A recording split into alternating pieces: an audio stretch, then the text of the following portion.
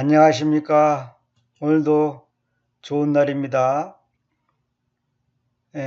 오늘은 다섯 번째로 옛유원 시대의 구원, 우리 개혁성경대로 표현한다면 구약 시대의 구원, 구약 시대의 사람들은 어떻게 구원받았는가, 이것을 지금 내가 네 번째 강의했고 오늘 다섯 번째로 합니다. 그동안 많이 강의를 올리려고 해도 제가 여러 가지 체력이 약하고 여러 가지 건강이 좋지 않아 가지고 녹음을 못했습니다. 오늘 힘을 냈습니다. 오늘도 이제 하려고 딱 준비하고 기도하고 있는데 피곤해서 좀 자고 일어나서 할까 했는데 마치 어떤 분이 카톡으로 문자가 왔어요. 그분들은 뭐냐면 제가 잘 아는 분인데 십계명을 반드시 지켜야 된다. 십계명을 지켜야 된다. 그걸 강조하는 내용을 이제 장문에 글을 써서 또 보냈어요. 얼른 들으면 아주 그럴듯해요, 이게. 아주 그럴듯하다고. 응? 여기 보면 이런 말이 있어요. 십계명은 하나님의 보호자의 기초이다. 십계명은 에덴에서 에덴까지 두 그룹과 두루 도는 화연겸이 지키고 있다. 십계명을 폐하는 것은 하나님을 폐하는 것이며 십계명을 바꾸는 것은 하나님을 바꾸는 것이다. 또 지금 우리는 일어나야 한다. 짓밟히는 하나님의 명예를 회복해야 한다. 또 하나님은 십계명에 순종하는 사람을 에덴으로 다시 들어오게 하실 것이다. 이것이 영원한 복음이요 참된 믿음이다. 뭐 이런 내용을 장황하게 썼어요. 그런데 내가 늘 말씀드렸지만은 십계명이라고 하는 것은 그 당시 옛유원 시대, 구약 시대 사람들에게 주신 율법인 것은 사실입니다. 그런데 그 십계명을 지켜서 구원받는 게 아니에요. 그 십계명이라는 것은 인간에게 너희가 나에게 불순종해서, 다시 말해 아담과 하가 죄를 지어서 인간에게 죄가 들어왔는데 그 죄값으로 너희들은 지금 고통을 받고 있는데 최소한 이것을 지켜서 너희와 내 사이가 화목되기를 원한다 그러는데, 그것을 주신 것은 하나님께서 우리가 지킬 수 있고 또 지켜야 되기 때문에 주신 것이 아니고, 그 목적은 결론은 뭐냐면, 그 당시 사람들은 그걸 몰랐죠. 지금 현재 우리에게 있어서 결론은 뭐냐면, 내 은혜가 아니면은 너희 힘으로는 구원의 길이 없다는 것을 입증시키기 위해서 주신 거예요. 그럼 그 당시 사람들한테 그러면 그 사람들이 그 당시 했냐 안 했냐? 나름대로 했죠. 그러나 지켰다고 하는 것은 결국은 뭐냐면 기껏해 양을 잡고 비둘기 잡고 피를 바치는 것 외에는 다른 방법이 없어요. 그것이 바로 오늘날 예수 그리스도의 십자가의 피를 상징한다는 것은 기독교 신앙의 최소한의 기본 지식만 있어도 이 정도는 다 알잖아요. 만약 이 정도도 모른다면 그는 아직까지 전혀 기독교가 뭔지도 모르는 사람이고, 그는 예수님이 왜 오셨는지 전혀 모르는 사람이고. 그래서 우리가 십계명이라고 하는 것은 십계명이 나쁘다, 뭐 악하다 그런 것이 아니에요. 하나님께서 주신 법이 왜 악하고 나쁜 겁니까? 좋은 것이지만 우리가 지킬 수가 없어요. 한 가지 예를 들어 볼게요. 그래서 도둑질하지 말라. 도둑질 안 한 사람이 이 세상에 있어요? 나는 없다고 봅니다. 왜? 도둑질이라고 하는 것은 우리는 꼭 남의 담을 뛰어넘고 남의 호주머니에 훔치는 이것만 도둑질을 생각하는데, 그거는 아주 초보적인 단계입니다. 말씀을 깊이 알면요, 도둑질하지 말라는 것 중에 이런 것도 포함됩니다. 예를 들어서 우리가 시간을 낭비한 거, 또 내가 나의 실수와 나의 잘못으로 다른 사람에게 시간적인 것을 손해를 입힌 거, 또 자존심이나 체면이나 또 인기나 또 명예나 이런 것에 손상을 입힌 거, 또 다른 사람을 기분 나쁘게 했던 거, 이것도 다 도둑질이에요. 이 도둑질이라는 것이 굉장히 광범위한 겁니다. 우리 자꾸 물질 보이는 시각적인 것만 생각하면 그거는 그 율법의 정신에 아주 기초적인 것도 모르는 사람이에요. 그래서 성경에 그렇잖아요. 예수님께서 간음하지 말라. 간음이란 것이 육체적인 접촉만 간음이 아니에요. 여자를 보고 음란한 생각을 가진 것만 갖고도 간음이라 그랬잖아요. 그러면 그것을 지키고 이성을 보고 음란한 생각을 한 번도 안 하는 사람이 있습니까? 없어요. 그건 불가능하게 돼 있어요. 인간이 죄성을 갖고 있는 거는 불가능하게 돼 있어요. 그래서 우리가 십자가가 필요한 겁니다. 그래서 날마다 죽는다라는 말은 무슨 말이에요? 사도 바울 같은 사람이 뭐라 했어요? 오라 나는 공고한 자로다. 이게 개성적인 표현입니다만은 킹제임스는 오 참담한 나여. 내가 얼마나 참담한가 그렇게 써있어요. 참담하다. 왜? 로마서 7장이 사도 바울이 구원받기 전의 상태를 말하는 게 아니에요. 어떤 사람은 구원받기 전의 상태를 말한다는데 그건 말도 안 되는 소리예요. 그러면 로마서 6장까지 사도 바울이 구원도 못 받은 사람이 지금 1장부터 6장까지 썼다는 거예요. 기록했다는 거예요. 또 사도 바울이 아무것도 모르는데 멍청하게 그냥 성경에서 사도 바울이 손을 막 손가락을 움직여갖고 썼습니까? 그렇지 않습니다. 그 사도 바울의 영적인 수준과 깊이와 깨달음과 그 지식에 따라서 다시 말해 하나님께서 가르쳐주는 그 수준에 따라서 그 로마서를 기록하게 된 거예요. 로마서뿐만 아니라 물론 모든 성경에 다 그렇지만은 그런 거예요. 멍청하게 그냥 있는데 그냥 손이 저절로 움직이고 이렇게 기록하고 그런 게 아니에요. 그래서 사복음서 보면 마태, 마가, 누가, 요한이 다 그 같은 내용이라도 약간씩 그 의미가 표현이 다른 이유가 다 그런 거예요. 그 사람의 영적 상태와 수준과 깊이에 따라서 어떤 사람은 왕으로 오신 예수님, 종으로 오신 예수님, 인간으로 오신 예수님, 하나님으로 오신 예수님 이걸 다 구분시켜서 기록하는 거예요. 그게 모순된 게 아니에요. 모순이 아니라 각자에게 있는 그 역할이 분담이 되어 있단 말입니다. 우리로 말하자면 각자의 맞게 사명이 다 다르잖아요. 어떻게 다 모든 사람이 똑같을 수 있어요. 그래서 이거 분명히 아셔야 됩니다, 여러분. 예수 그리스도의 십자가가 무엇인지를 모른다면 미안한 말이면 그 사람은 구원 못 받은 사람입니다. 물론 뭐 교리적으로 학문적으로 내가 그냥 수준 높게 논문 쓰듯이 알아는 뜻이 아니고 십자가가 뭡니까? 십자가가 내가 못하는 것을 대신 주님께서 십자가에서 죽으셨잖아요. 그것이 십자가의 은혜고 사랑이고 그것 때문에 우리가 감사합니다. 회개합니다. 주님의 은혜입니다. 그런 표현을 쓰는 것이지. 그래서 내가 할 수 있다면 그것이 무슨 의미가 있어요. 그 사람들은 말이 못 쓰는 것이 뭐냐면 구원은 믿음으로 가는데 율법을 지켜야 한다는 거예요. 율법을 안 지키면 안 된다는 거예요. 결국 뭐냐면 안식교 사람들처럼 안식일 안 지키면 꽝이에요. 꽝. 아무것도 아니라는 거예요. 계명 하나를 어기면 모든 것을 어긴 거라 했으니까 안식을 하면 안 지키면 꽝이라는 거예요. 그 어떤 분이 질문했다잖아요. 안식을 지키는 것이 뭐냐 질문했더니 일요일날 교회에 나와서 성도들과 예배하고, 기도하고, 찬송하고, 그것이 안식을 지킨 거래. 말 같지도 않은 소리예요. 성경의 안식일은 그런 게 아니에요. 아니, 구약시대 때, 옛요시대 때의 안식일을 보세요. 남녀가 여정이 다 쉬어야 되고, 짐승까지도 다 쉬어야 돼요. 그럼 멀리 가서도 안 돼. 사고 팔고 매매해서도 안 돼요. 요즘식으로 말하면 버스 타도 안 되는 거예요. 자가용 끌고 와도 안 돼. 왜 다 돈 쓰는 거니까. 지금 유대인들은 안식일날 어떻게 하는 줄 아십니까? 저는 가보진 않지만 직접 가본 사람들의 얘기와 여러 가지 증언에 의하면 이제 여러 가지 자료를 다 보면 뭐냐면 예서 금요일날 저녁 6시부터 시작한다면 땡 하면 어떻게 합니까? 엘리베이터 스위치도 안 눌립니다. 손가락으로. 왜 안식을 범한다고? 물론 그것은 옳지는 않지만은 그 사람들은 그렇게 지키고 있어요. 밥도 안 합니다. 미리 밥을 해갖고 불을 약하게 해갖고 식지 않을 정도로 해가지고 그걸 떠먹기만 하지 밥도 하질 않는데 그게 노동이라고. 아무것도 일하지 말라 그러시니까. 근데 그것이 얼마나 어리석은 거냐. 먹는 것도 일하는 거예요. 기도하는 것도 일하는 거예요. 우리가 숨 쉬는 것도 다 일하는 겁니다. 이것이.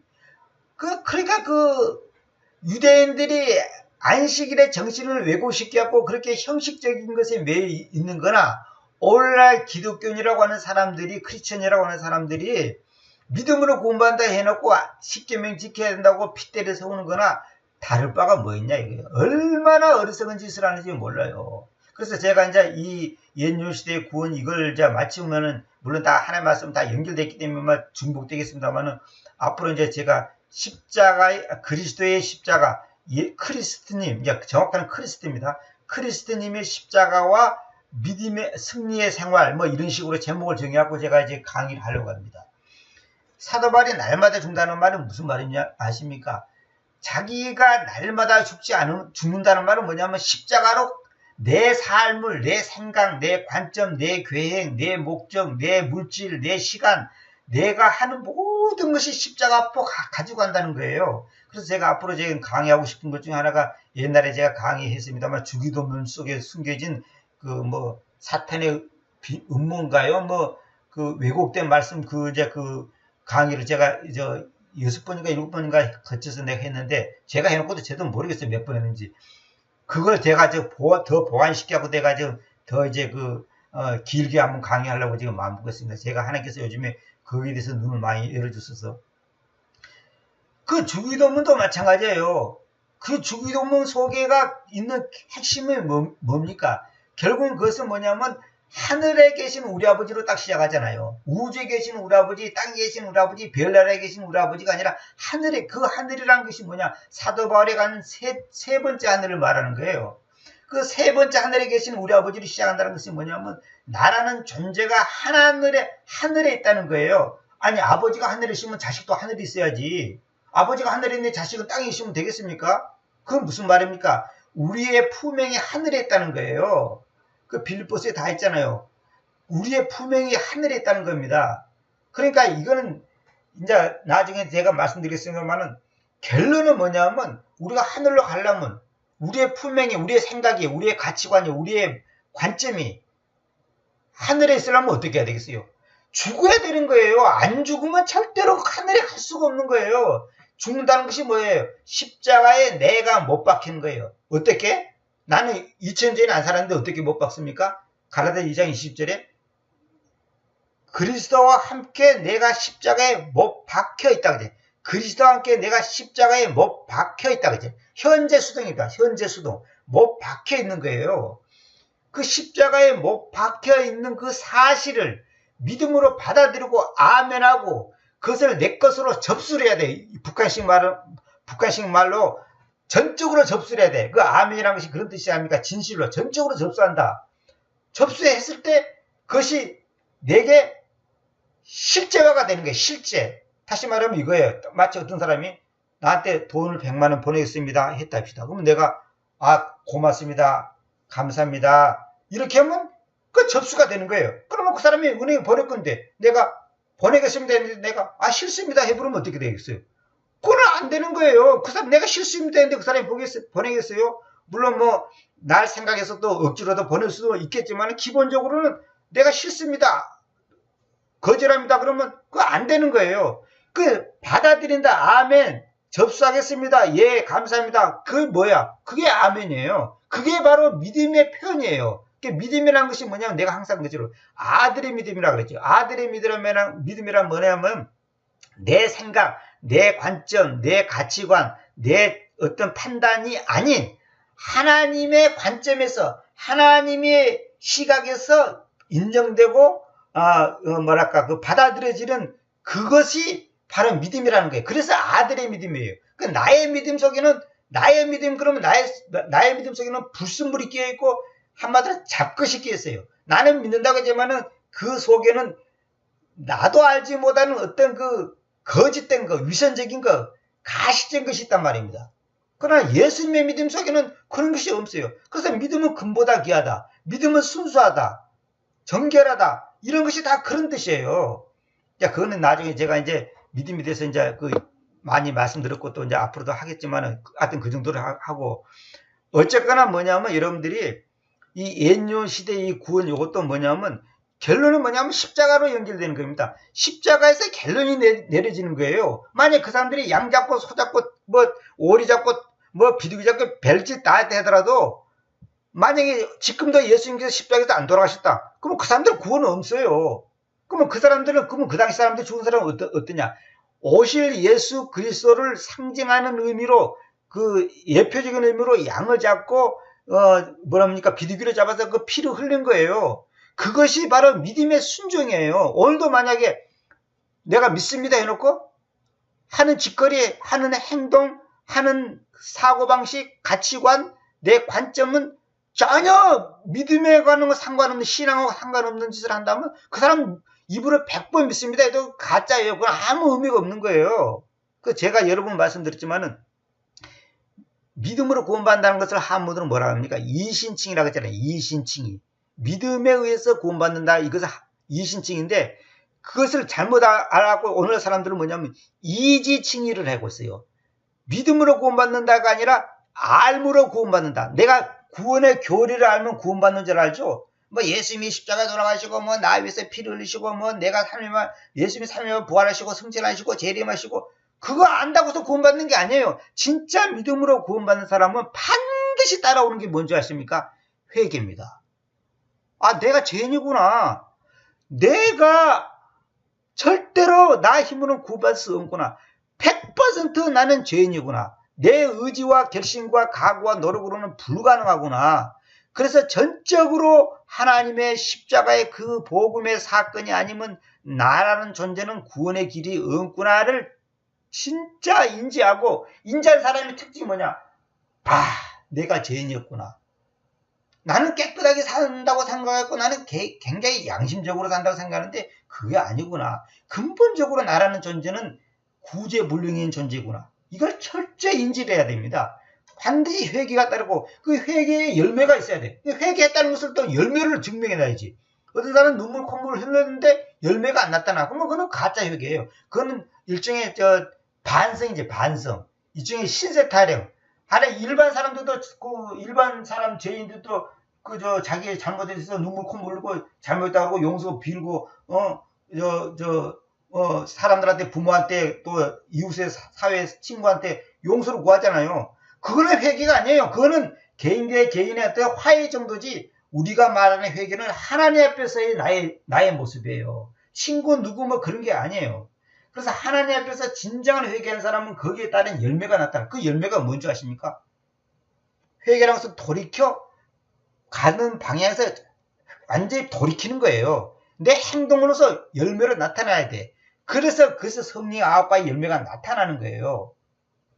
열매가 없는 나무는 찍어버리지, 주님께서. 그러니까 열매가 어떻게, 그렇다고 해서 뭐 완전한 열매, 뭐 완벽한 열매, 또 무슨 뭐 회개했다고 해서 그냥 단번에 그냥 우리가 천사처럼 돼갖고 그냥 우리가 그냥 마치 그냥 흠도 티도 없는 그런 존재로, 그건 아닙니다. 이게 분명하셔야 됩니다. 그건 앞으로 내가 이제 그런 면에 대해서 내가 왜 그런지 이제 자세히 강의하겠습니다만은, 어쨌거나 십자가의 그 복음의 사건이 무엇인지를 정확하게 인지를 못했다는 것은 아직도 십계명이라고 하는 그 계명의 그 10가지 명령, 원래 계명이라 말도 틀린 말입니다. 10가지 명령이, 그 10가지 명령이 갖고 있는 그 중심의 핵심의 뜻이 무엇인지를 모르고 있다는 거 아닙니까? 이거 진짜 비극입니다. 이건 보통 심각한 문제가 아닙니다. 응? 마치 이런 사람들, 이것도 똑같은 거예요. 어떤 사람들은 믿음으로만 구원받는 게 아니라 믿고 침례를 받아야지 구원받는다고 주장하는 사람이 있어요.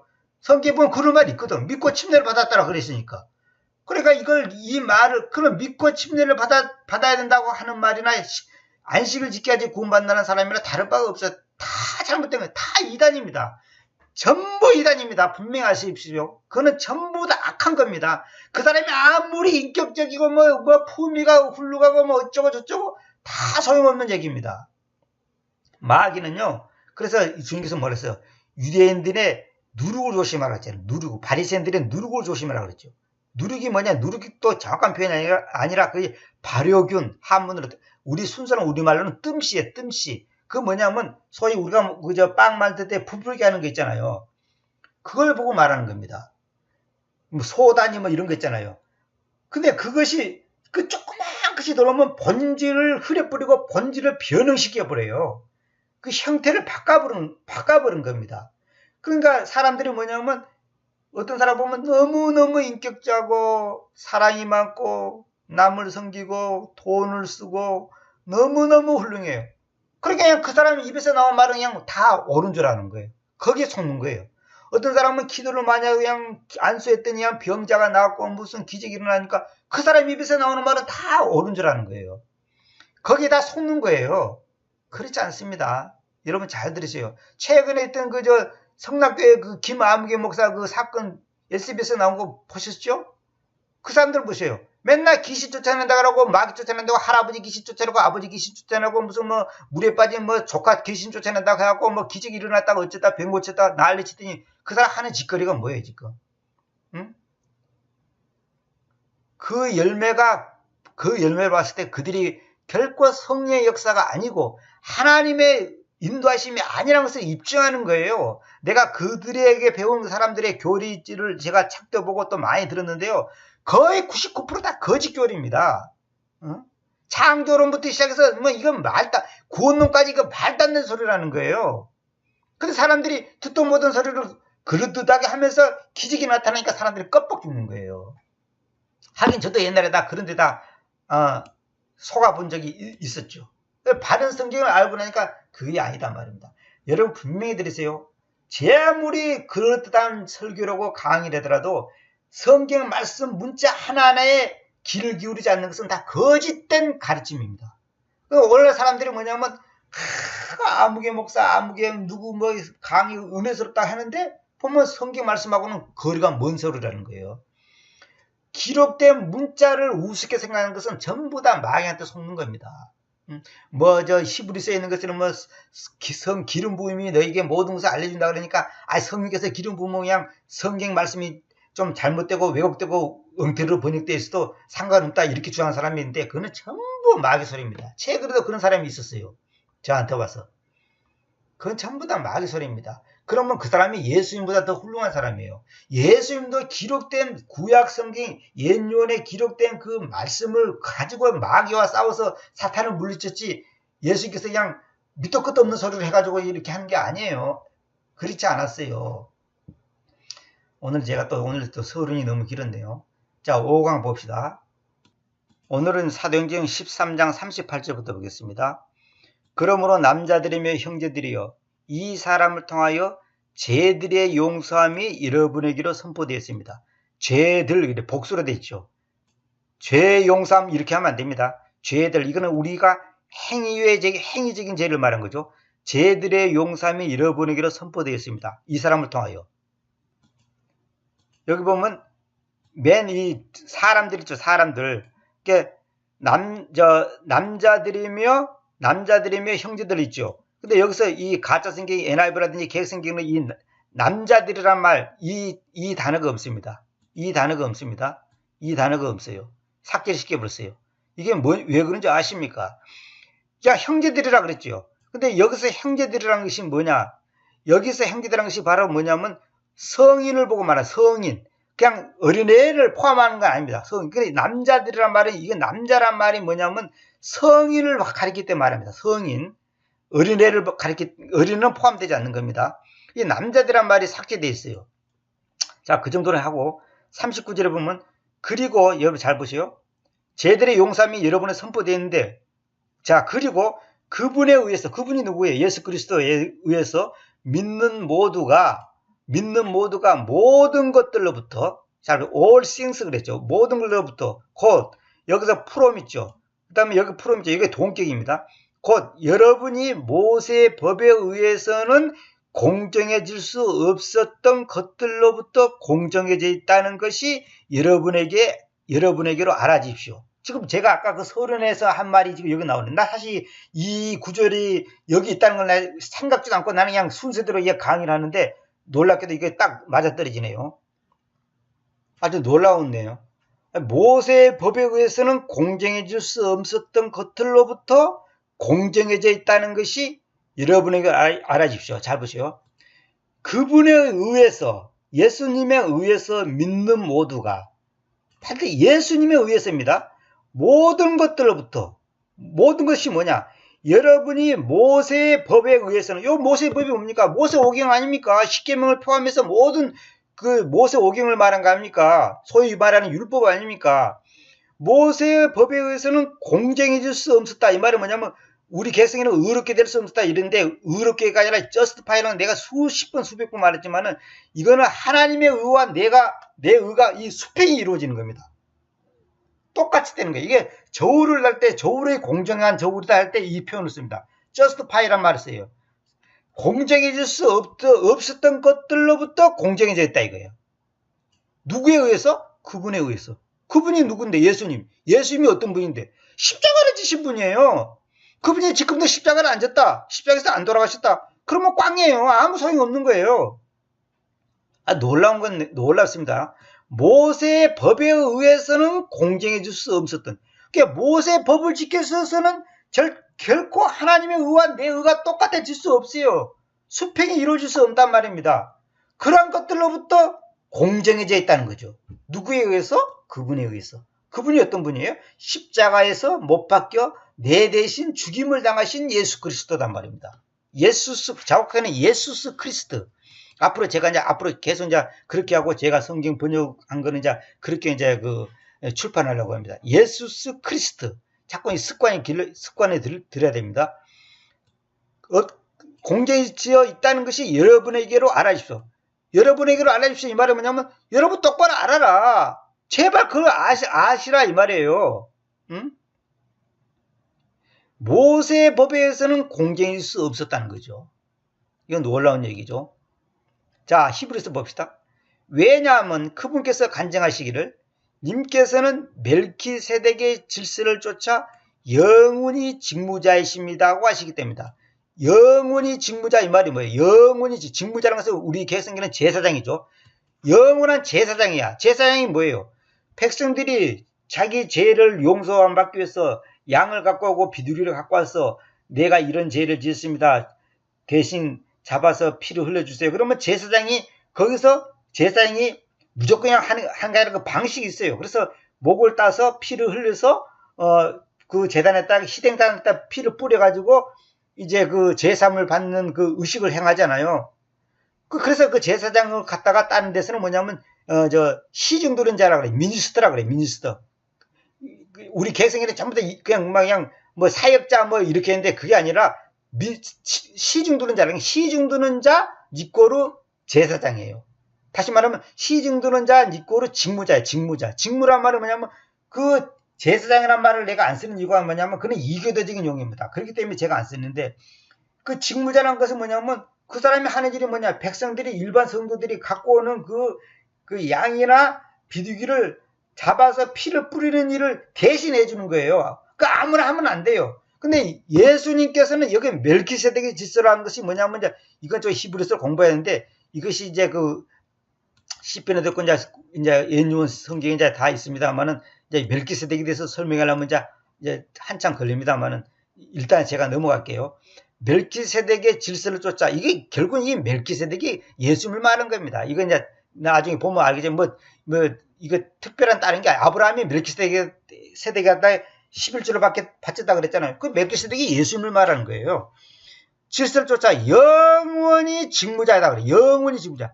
일의 직무자가 아니라 영원히 직무자. 그건 무슨 말이에요? 옛날에는 죄를 지어서 하나님 앞에 용서받기 때는 반드시 또 하고 해야 돼요. 대제사장, 이제 최고 직무자는 1년에 한 번씩 하는 거예요. 그 사람한테 가서는 매년 해야 되는 거예요. 매년 해야 되는 거예요. 근데 주님이 십자가의 그 사건을 내가 받아들일 때는 주님께서 하신 것은 매년 할 필요가 없고 단 한 번에 그냥 영원히 그 죄를 사해버렸다는 거예요. 그래서 우리의 과거, 현재, 미래 죄를 용서받았단 말이 그런 말이에요. 영원히 직무자다 이 말이에요. 영원히. 1년 직무자가 아니고 영원히 직무자다. 예수님은. 그래서 우리가 십자가의 그 사건 때문에, 십자가의 그 복음 때문에, 십자가의 그 사랑 때문에 우리의 죄가 완벽하게 탕감을 받는 거예요. 율법을 지키고 무엇을 해서가 아니고. 그래서 지금 로마 사도행전 13장 39절하고 지금 히브리서 7장 17절 다 이거 연결되는 거 아닙니까? 이거 제가 지금 사실 저도 답답한 게 처음부터 쭉 해야 되는데 그거 다 할 수 없어서 이제 핵심 부분만 이렇게 뽑아서 제가 지금 연결을 시켜주는 겁니다. 왜냐하면 진실로 그것의 약함과 무익함으로 인하여 앞서가는 그 명령을 취소시킴이 있기 때문입니다.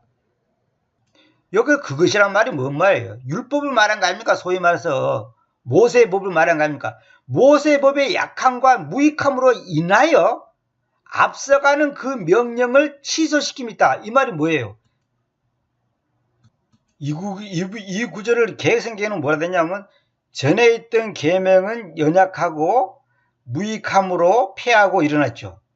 전에 있던 계명은 연약하고 무익함으로 폐하고 그랬죠. 킹은정은 앞서 나가던 명령은 그것의 연약함과 무익함으로 인하여 진실로 폐하여졌도다. 한킹은 이는 앞서 있는 계명이 참으로 연약하고 무익함으로 폐하여졌음이라 이렇게 돼 있죠. 이건 다 정확한 번역이 아닙니다. 자 보시오. 진실로 베릴리 그것의 약함과 그 율법의 약함과 무익함으로 인하여 앞서가는 그 명령, 앞서가는 여기 보면 보세요. going before라 됐죠. 전에 있던 앞서 나가던 앞서 있는이 아니라 앞서가는 그 명령, 그 명령을 취소시키면 있기 때문이다. 지금 앞에 가고 있는 거예요. 지금 현재 이 going 가고 있단 말이에요. 앞서서 가고 있는 거예요. 가고 있는 그 명령을 취소시키면 있다. 이 말은 뭐냐면 그것 갖고는 안 돼. 취소야. 그것 갖고는 안 돼. 그런 사건이 있다는 거예요. 왜냐하면 이유를 나타냈죠. 포로 됐죠. 왜냐하면 진실로 그것의 약함과 그 율법의 약함과 무익함으로 인하여 앞서가는 그 명령. 여기서 명령은 소위 말해서 우리 계획생들은 계명이에요. 계명. 십계명 이런 걸 다 가리키는 겁니다. 그 명령을 취소시킴이 있다. 그 명령을 여기 어부는 목적격입니다. 취소시킴이 있기 때문입니다. 그 명령을 취소시키면 안 되겠다는 거예요. 근데 왜냐, 19절에 나와요. 왜냐하면, 답이 나오죠. 왜냐하면, 그 법 토라는, 토라 율법을 말하는 겁니다. 그 율법은 아무것도 완전하게 만들지 못하였으나, 더 좋은 소망을 가지고 들어옴이 완전하게 만들었기 때문입니다. 더 좋은 소망을 가지고 들어옴이 뭐예요? 그게 바로 멜기세덱의 질서를 쫓아 영원히 직무자이신 그 예수 그리스도의 그 복음, 다시 말하면 그 십자가의 복음이 오니까 모든 것을 완전하게 만들었다는 거예요. 율법 갖고는 모세오경 갖고는 완전하게 만들지 못해요. 그 만들지 못한다는 말은 뭐냐면 우리의 구원을 완전하게 이루지를 못한다는 거예요. 근데 더 좋은 소망이 뭐예요? 예수 그리스도가 십자가에 못 박혀 죽는 그 사건을 믿는 그 믿음의 소망, 그 믿음의 그 행위로 인해서 이루어지는 그 소망을 가지고 들어옴. 그것이 완전하게 만들었기 때문이다. 더 좋은 소망. 우리가 힘들게 율법 지키고 안식 지키고 무슨 뭘 지키고 해서 구원받는 그런 것으로는 완전하게 안 되니까 더 좋은 소망이 있다는 거예요. 그래서 하나님께서는 믿음, 소망, 사랑 이렇게 강조하잖아요. 소망이다, 소망. 그 소망을 가지고 들어옴이 뭐예요? 십자가의 그 사건과 그 행위, 그 역사적인 그 액션, 그것이 실제로 갈보리에서 이루어졌잖아요. 그것이 오늘 이 지구에 사는 우리에게, 이 땅에 사는 우리에게, 이 땅이라고 하는 이 지옥에 갈 수밖에 없는 인간들이 사는 이 땅에 그 사건이 들어왔다는 거예요. 그것이 바로 더 좋은 소망이에요.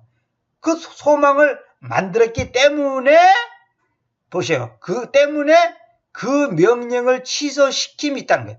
그 소망이 들어오므로 그 이전에 갖고 있던 그 명령, 그 십계명이니 모세오경이니 하는 그 명령을 취소시킴.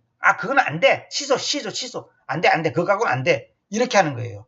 우리가 어떤 사람이 집을 지으려고 어떤 물건을 재료를 샀는데 딱 전문가가 보니까 안 돼. 그거 갖고는 안 돼. 취소. 그거 취소시켜. 다른 거 사와. 이러잖아요. 그거 갖고는 안 된다는 거예요. 그 기술자가 아닌 보통 사람이 봤을 때는 그거 갖고 될 것 같은데 이상하게 왜 안 된다 그러지 했지만은 전문가가 봤을 때는 그거 안 돼. 취소. 이 취소시키는 거예요. 이게 모세오경 율법이라고 하는 그 모세법이라고 하는 그 토라라고 하는 그것 갖고는 절대로 하나님의 의를 이룰 수가 없어요. 여기 있는 것처럼 여기 뭐예요? 공정해지지 못한다는 거예요. 공정해지지 못한다는 거예요. 봐요. 모세의 법에 의해서는 공정해질 수 없었던 것들로부터 공정해졌다. 누가? 우리가. 어떻게? 그분에 의해서. 그분이 누구예요?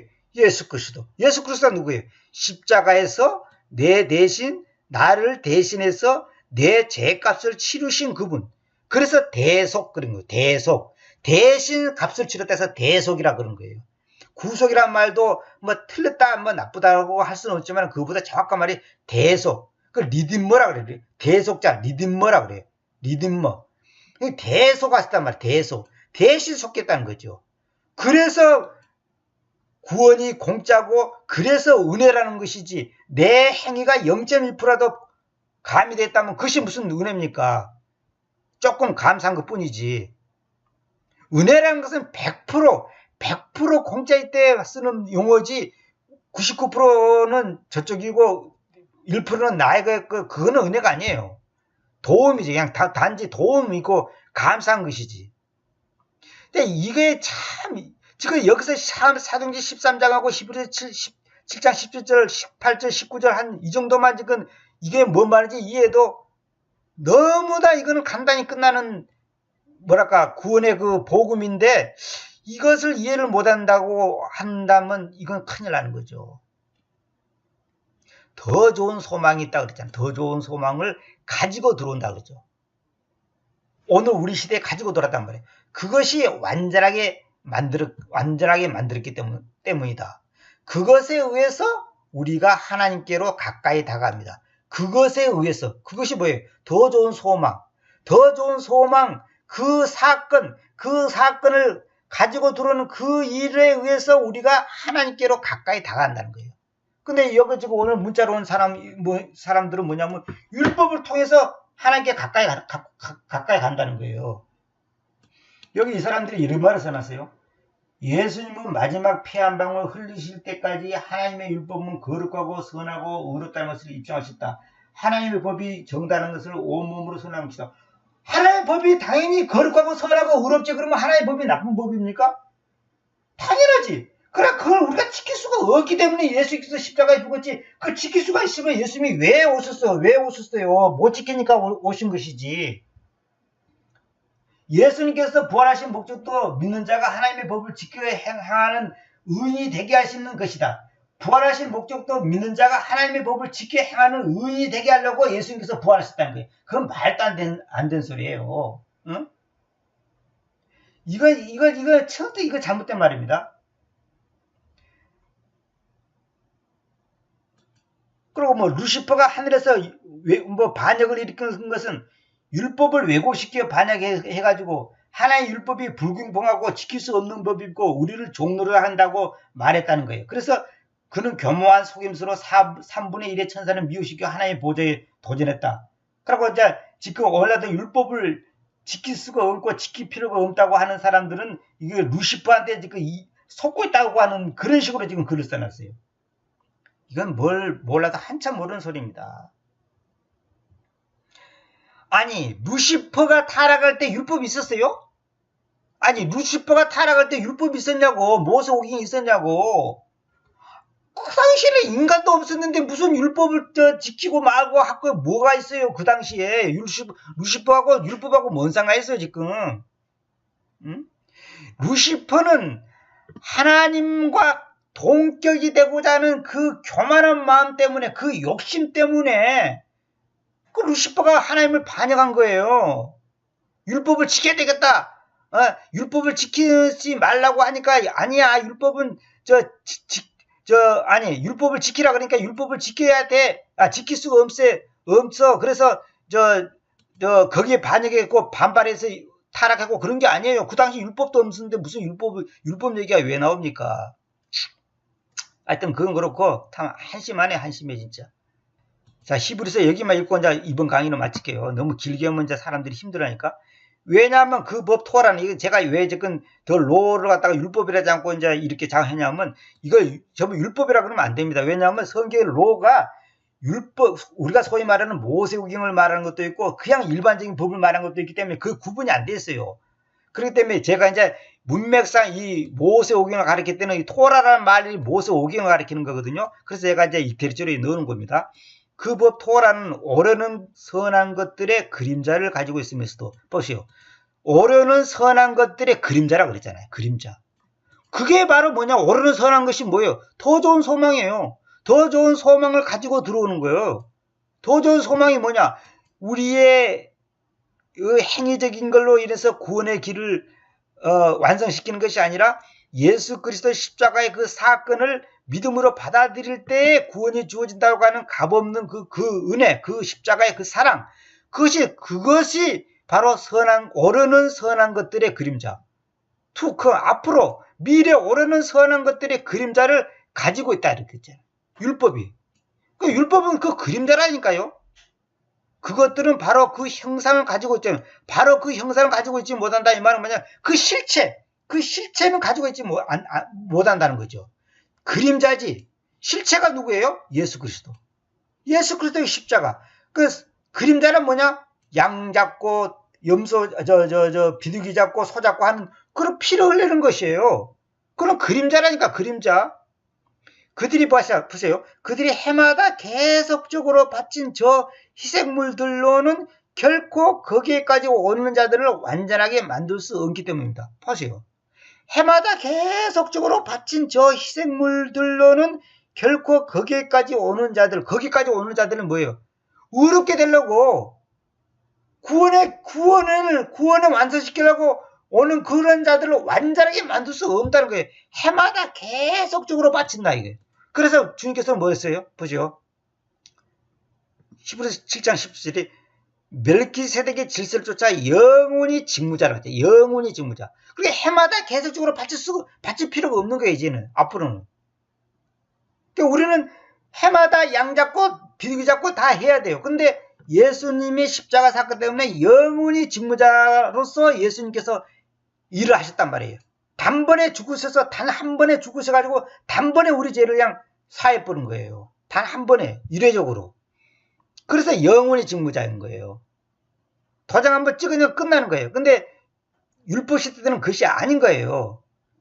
해마다 계속적으로 바친 저 희생물들로는 결코 거기까지 오는 자들을 완전하게 만들 수 없다. 이 말은 뭐냐? 완전하게 만들 수 없다는 것은 구원이 안 된다는 거죠. 그 제가 여기 이제 참고되는 구절을 적어놨습니다만은 이제 이건 개인적으로 보십시오. 그렇다면 그것들이 받쳐지기를 그쳐오지 않았겠습니까? 보세요. 여기는 이 말은 뭐냐면 완전하게 만들 수 없다 그랬는데 완전하게 만들었다면 그 해마다 그 계속적으로 바친 저 희생물들로 완전하게 거기까지 오는 자들을 완전하게 만들었다면 그렇다면 그것들이 받쳐지기를 그쳐오지 않았겠냐. 이 말은 뭐냐면 받쳐지는 것, to be offered, 받쳐지는 것, 그 받쳐지는 행위 있잖아요. 그 양 잡고 비둘기 잡고 하는 그것이 그쳐오지 않았겠냐.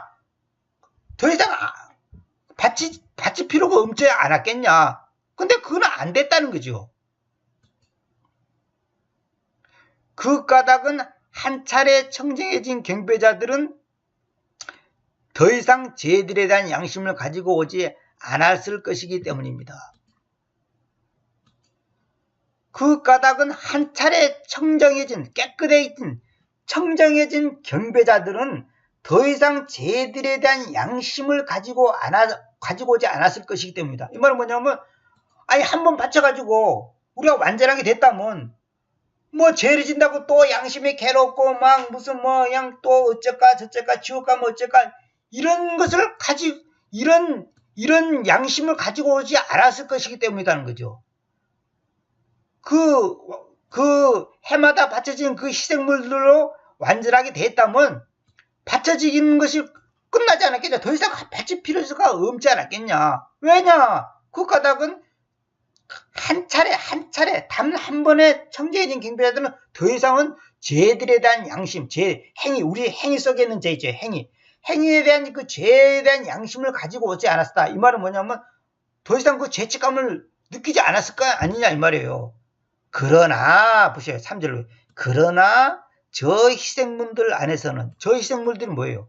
해마다 계속적으로 바친 저 희생물들을 말한 거 아닙니까? 저 희생물들 안에서는 기억이 다시 매년 죄들에 대하여 만들어져 있습니다. 다시 그 양심이 살아나는 거예요. 아이고 또 올해도 또 죄 지었네. 지난번에 누구하고 싸웠는데 누구하고 어떤 것에 욕심을 부렸는데 음란한 짓을 했는데 이런 그 양심이 살아난단 말이에요. 기억이 다시 매년 죄들에 대하여 만들어져 있다. 죄들이, 이 문자 그대로 잘 보세요. 죄들에 대하여 만들어졌다. 기억이 만들어진다. 기억이 되살아난다는 거예요. 기억이 죄들에 대하여 매년 해마다 만들어져 있다는 거예요. 현재. 어디 안에서는? 저 희생분 안에서는. 무슨 말이냐? 율법을 지키는 그 양 잡고 비둘기 잡는 그런 희생물들 안에서는 그 죄에 대한 그 의식이 매년 되살아난다는 거예요. 그 기억이. 그래서 주님께서 뭐라 그랬어요? 그 마지막 만찬을 할 때 뭐라 그랬습니까? 이 빵을 먹고 이 잔을 마실 때는 주님의 죽으심을 기억하라 그랬죠. 그게 무슨 말이에요? 우리가 모일 때마다 그 빵을 떼고 또 저 잔을 마신다는 것은 뭐냐? 주님의 죽음을 기억하기 위해서. 왜 기억해? 뭐 그 기억 속에 우리가 뭐 치매 걸리지 말라고 뭐 기억을 뭐 해가지고 무슨 뭐라고 표현하 무슨 우리가 무슨 암기하듯이 뭐 시험 보듯이 그런 차원이 아니고 예수 그리스도의 십자가의 그 죽음을 기억할 때 얼마나 감사한가. 주님께서 단번에 죽으심으로 말마 매년 우리가 양 잡고 비둘기 잡고 맨날 해야 되는데 그런 걸 다 할 필요 없고 이제는 우리의 삶 속에서 일어난 행위적인 것들이 다 하나님 앞에서 탕감받았으니 얼마나 감사한가. 그 감사를 항상 되새김질 하는 거예요. 얼마나 그것이 감사한지.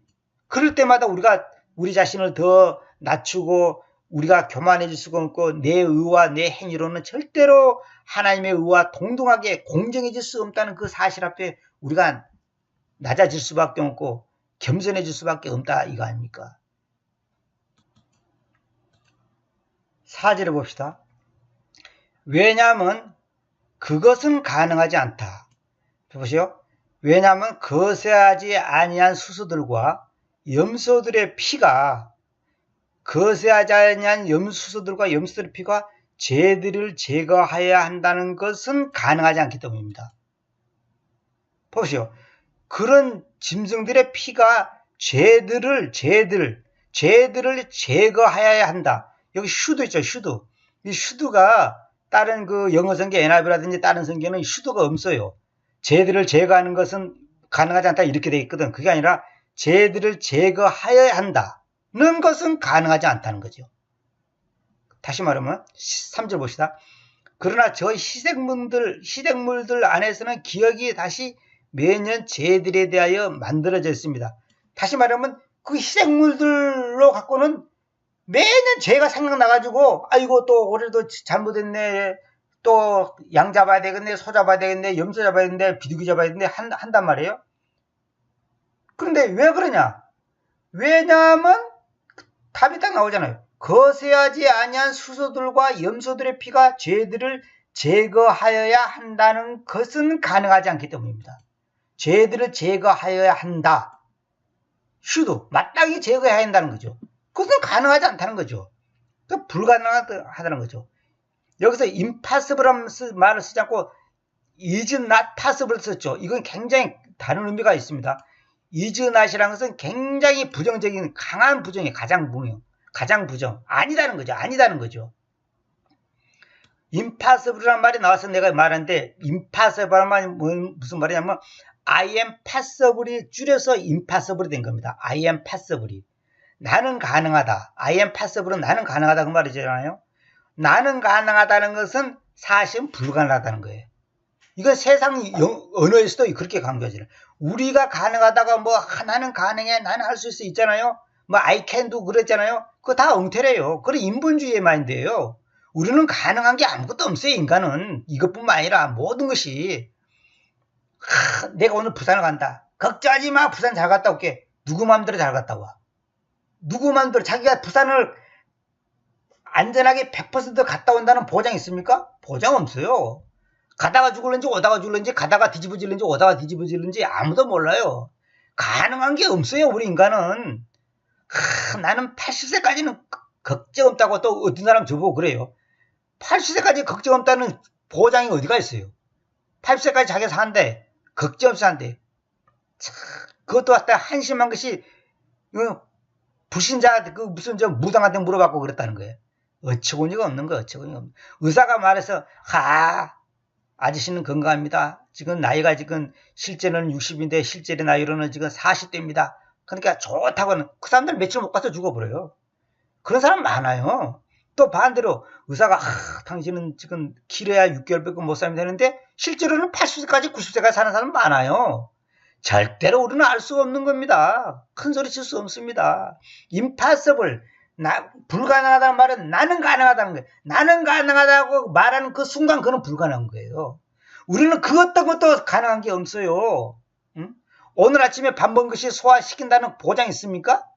보장 있어요?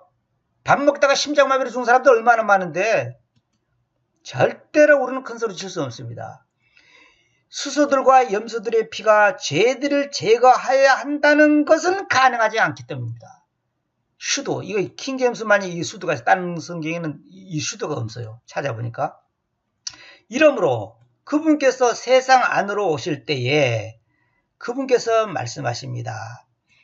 희생물과 헌물을 님께서 바라지 않으셨고, 여기서 그분께서 세상으로 오신다는 말은 뭐냐면 하나님의 아들로서 오신 예수 그리스도를 말한 겁니다. 그 다음에 그분께서 말씀하십니다. 그 예수님 그분께서 여기 같은 그분이죠. 그분께서 말씀하십니다. 뭐라고 말씀하시냐? 희생물과 헌물을 님께서 바라지 않으시고, 님께서 이 말은 뭐냐면 아버지로서의 하나님이신 그분을 지금 님께서라고 했습니다. 영어에서는 이제 당신께서 그랬잖아요. 다오란 말을 썼죠. 님께서 바라지 않으셨고, 다만 몸을 님께서 나에게 예비해 오셨습니다. 몸을. 이게 굉장히 중요한 말입니다. 왜 몸일까요? 몸을 님께서 나에게 예비해 오셨다. 이 말이 무슨 말이에요? 주님께서 몸을 입고 이 땅에 오셨잖아요.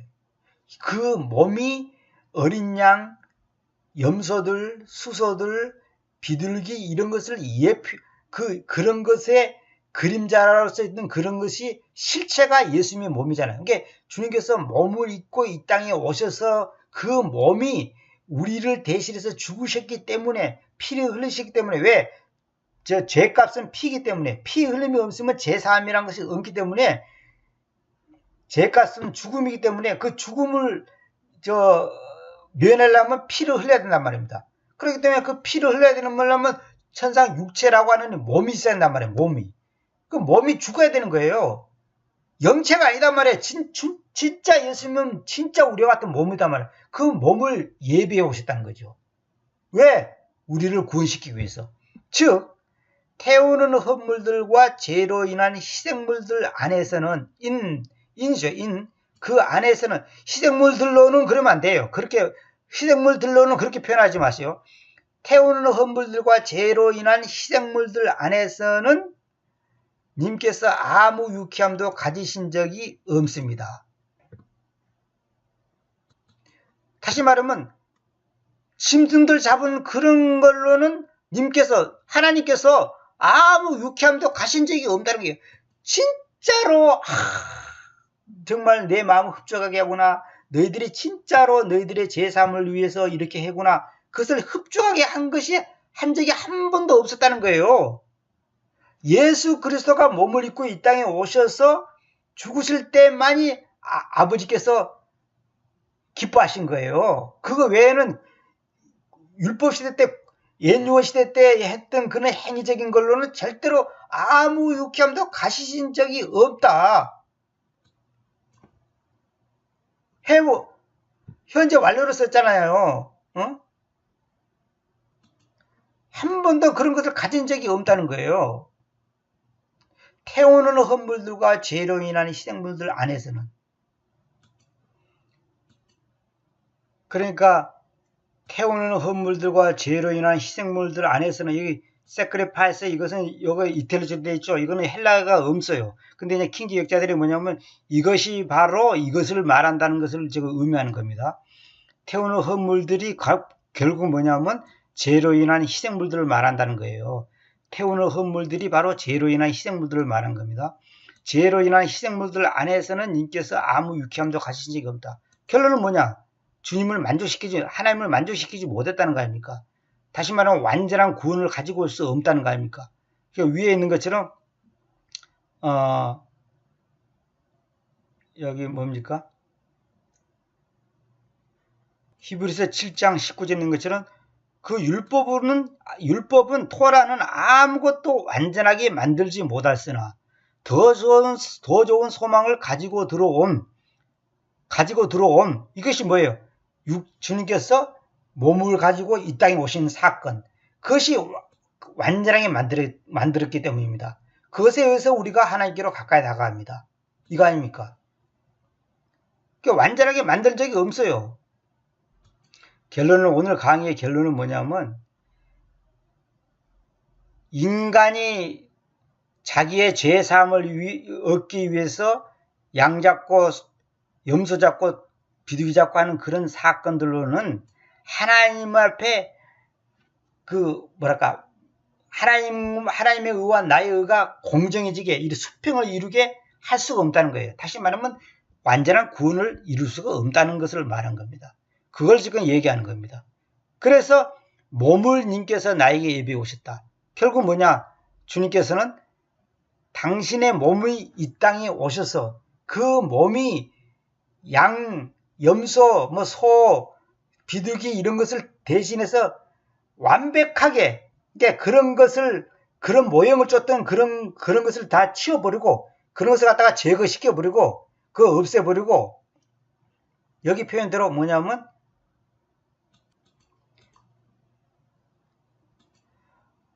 아무것도 완전하게 만들지 못하는 그런 것들로는 안 되니까 주님께서 친히 십자가에서 죽으시는 그 사건을 지금 이루셨다는 거예요. 그래서 여기 보면 콜론이 되죠. 여기 콜론이죠. 이게 다 의미가 있습니다. 이게 콜론이 되는데 다만 몸을 님께서 나에게 예비해 오셨다 해놓고 콜로 해놓고 그것이 뭘 뜻하냐? 그 부연 설명해 놓은 거예요. 요거는 지금 제가 넣어놓은 겁니다. 태우는 헛물들과 죄로 인한 희생물들 안에서는 이걸 이제 번역을 이렇게 해도 돼요. 죄로 인하여 태우는 헛물들이자 희생물들 안에서는 이렇게 해도 돼요. 사실은 이렇게 해도 됩니다. 이게. 근데 여기서 이제 내가 전부 찾아보니까 결론은 뭐냐면 여기서 엔드를 넣었잖아요. 엔드는 이제 원래 헬라어에 있던 겁니다. 카이라는 그 헬라어가 있는 접속사가 있는데 이 태우는 헛물들 이 태우는 헛물들이 뭐냐? 결국은 죄로 인한 희생물들이란 말이에요. 이게. 그래서 태우는 헛물들과 죄로 인한 희생물들. 그러니까 태우는 헛물들도 결국은 죄로 인해서 그런 거죠. 그러니까 죄로 인하여 태우는 헛물들과 희생물, 여기서는 들과가 아니라 들이자 이렇게 해야 돼요. 그러니까 태우는 헛물들과 희생물들 이게 같은 말이에요. 같은 거예요. 희생물 따로 있고 태우는 헛물 따로 있나요? 태운다는 말은 뭐냐면 헬라어로 히브리어로 보면 뭐냐면 이게 올라라는 말이 있어요. 불 태운다는 것은 올라라는 것은 올라간다는 말이에요. 히브리어 발음이 이제 우리 말하고 비슷한데 올라간다는 말인데 뭐냐면 불을 태우면 왜 불꽃이 위로 올라가잖아요. 뜨거운 공기는 하늘로 올라가지 않습니까? 찬 공기는 내려오고 올라간단 말이에요. 태우니까 올라가는 거예요. 그래서 원래는 태운다는 말이 아니라 올라가는 헛물들이에요. 올라가는 헛물들과 희생물들이에요. 근데 올라가는 헛물들이 뭐냐? 죄값으로 인해서 희생되는 것들이죠. 희생물들 이래야 됩니다. 재물 이렇게 표현하면 안 됩니다. 희생제 이렇게 표현하면 안 돼. 희생제니 재물이니 이렇게 표현하면 안 됩니다. 태우는 헛물들과 죄로 인한 희생물들. 그러니까 원래는 뭐냐면 죄로 인하여 태우는 헛물들이자 희생물들 안에서는 사실 이렇게 해야지 더 정확한 표현입니다. 근데 지금 영어에서는 이걸 딱 분리를 시켜놨어요. 이렇게 엔드로 해갖고 분리를 시켜놨습니다. 그러니까 태우는 헛물들 그것들이 뭐냐? 죄로 인한 희생물들란 말이에요. 이런 뜻입니다. 이게 같은 말이에요. 이게 님께서는 아무 유쾌함도 가진 적이 없다. 다시 말하면 양 잡고 소 잡고 돼지 잡고 이런 거 갖고는 안 된다는 거예요. 그런 걸 갖고는 주님을 한 번도 기쁘게 한 적이 없다는 거예요. 결국 뭐냐? 완전한 의를 이룰 수 없었다 이 말 아닙니까? 응? 그래서 우리가 십자가의 그 사건, 예수 그리스도의 십자가의 그 죽음이 없이는 절대로 우리에게는 소망이 있을 수가 없습니다. 그래서 여기 나오죠. 더 좋은 소망을 가지고 들어오면 그 가지고 들어오는 그 사건, 그 들어오는 그것이 완전하게 만들었다는 거예요.